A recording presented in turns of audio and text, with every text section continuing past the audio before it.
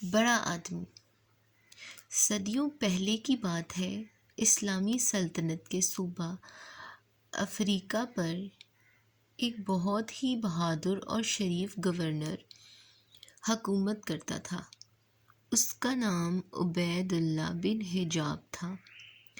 ایک دن عبید اللہ بن حجاب اپنے دربار میں بیٹھے حکومت کے بڑے بڑے افسروں سے باتیں کر رہے تھے کہ ایک ایسا نوجوان دربار میں آیا جس نے پھٹے پرانے کپڑے پہن رکھے تھے، لیکن اس کے چہرے سے ظاہر ہوتا تھا کہ وہ کسی اچھے خاندان سے تعلق رکھتا ہے۔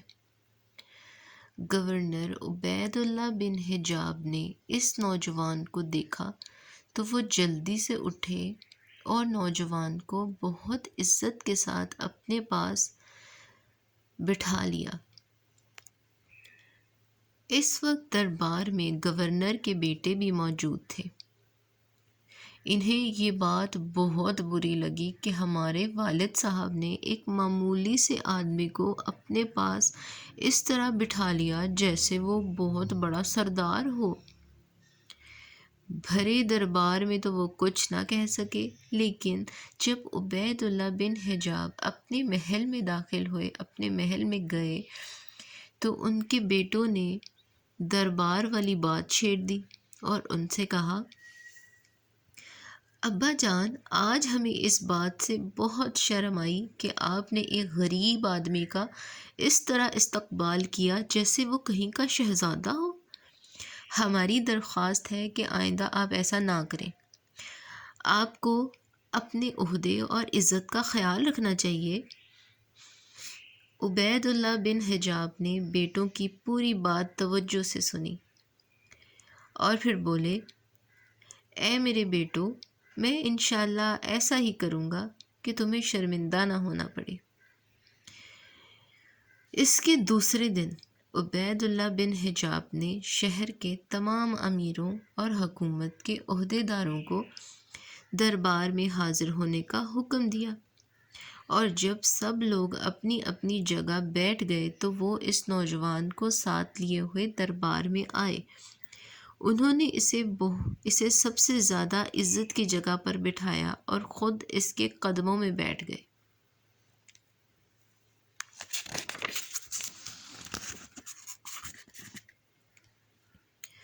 یہ دیکھ کر سب درباری حیران ہو گئے۔ گورنر کے بیٹوں کا تو حال دیکھنے کے قابل تھا۔ وہ یوں شرمندہ ہو کر ایک دوسرے کی طرف دیکھ رہے تھے جیسے ان کے باپ نے خاندان کی عزت خاک میں ملا دی ہو۔ ادھر عبید اللہ بن حجاب اپنے بیٹوں کی حالت خوب سمجھ رہے تھے۔ ذرا دیر بعد وہ اپنی جگہ سے اٹھے اور اپنے بیٹوں کی طرف دیکھ کر بولے، پیارے بیٹو، آج میں تمہیں تمہاری کل والی بات کا جواب دیتا ہوں کہ میں اس غریب نوجوان کی اس طرح عزت کیوں کی۔ سنو، اس نوجوان کا نام عقبہ ہے اور یہ اس خاندان سے ہے جو پورے علاقے پر حکومت کرتا تھا، جس کا آج میں حاکم ہوں۔ یہ حجاج بن یوسف کا بیٹا ہے۔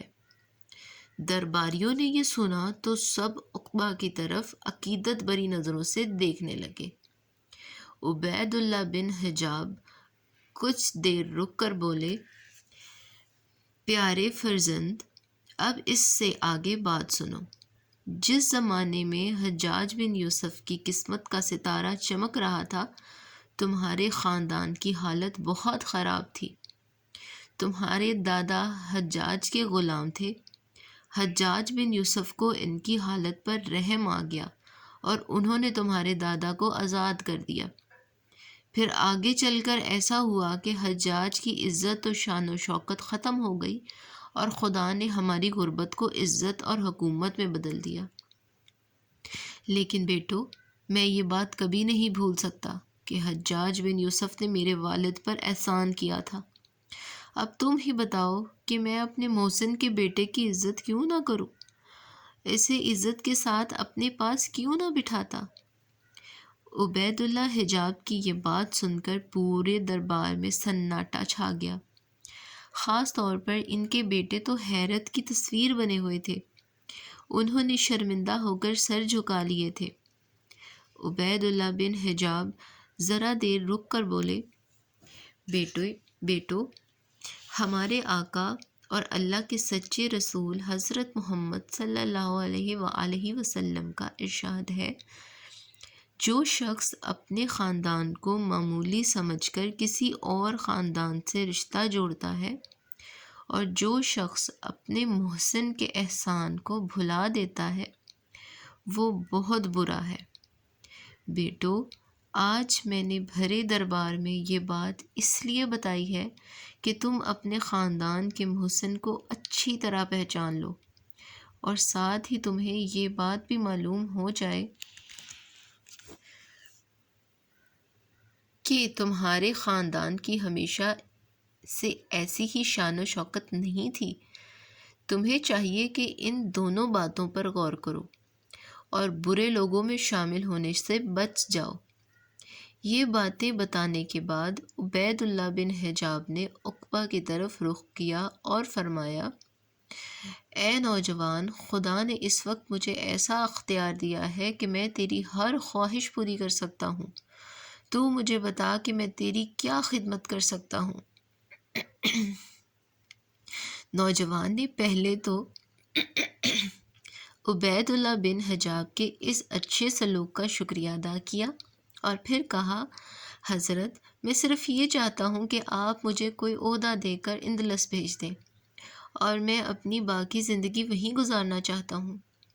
اس زمانے میں مسلمانوں کی سلطنت اتنی بڑی تھی کہ یورپ کا یہ ملک، جسے عرب اندلس کہتے تھے اور جسے اب اسپین کہا جاتا ہے، اس سلطنت میں شامل تھا۔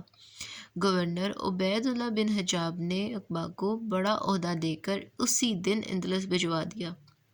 اس واقعے کو 1000 سال سے زیادہ گزر چکے ہیں، لیکن عبید اللہ بن حجاب کی شرافت اور احسان مندی کی بات آج بھی تازہ ہے اور قیامت تک اسی طرح تازہ رہے گی۔ سب ان کا ذکر عزت سے کریں گے۔